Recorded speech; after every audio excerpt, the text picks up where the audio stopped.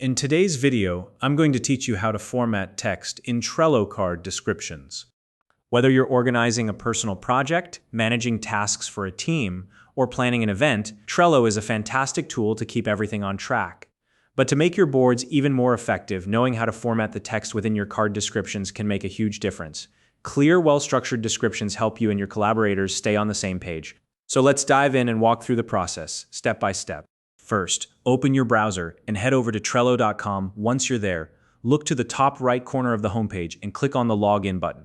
You'll then be prompted to either enter your email address or choose a single sign-on option, like signing in with Google or Microsoft. If you're using email, type in your password and hit Login. For those using a single sign-on, simply follow the prompts that appear until your Trello workspace loads.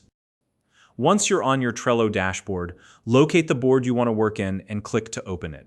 From there, find the specific card you want to update and click on it to open its detail view. Now that the card's details are on your screen, look for the description section. This is where all the text magic happens. Click into the description area and you're ready to start editing.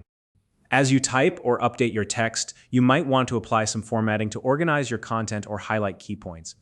Look for the formatting toolbar, which provides options to style your text. If you don't see it, check for an option to display formatting help.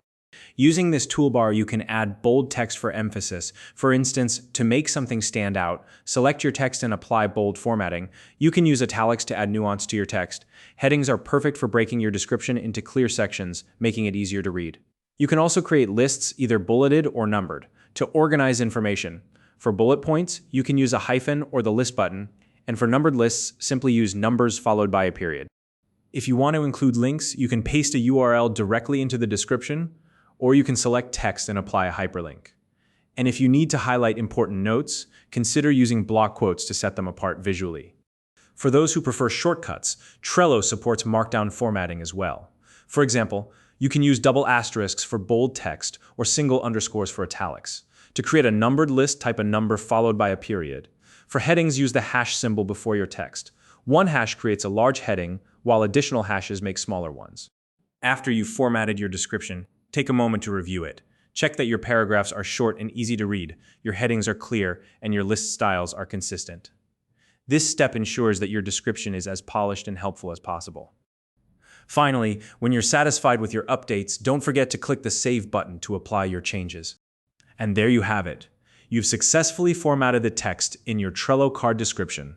With these tips, your boards can look more organized and professional than ever. If you found this video helpful, please like and subscribe.